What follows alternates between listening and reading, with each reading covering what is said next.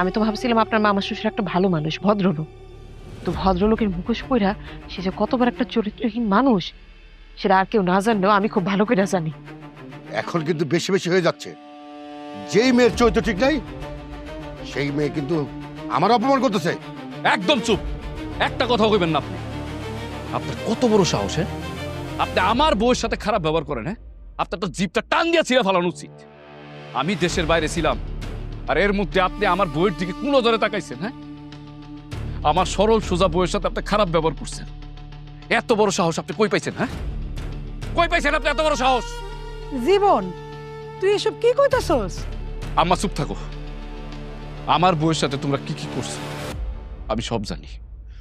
আর এই যে ভদ্রবেশী মামা, এই মামা কি করছে? মামা সেদিন আমাকে বাড়িতে আসছিল, তোমরা যেদিন ময়নারে রান্না করে থাকতে দিছিলা,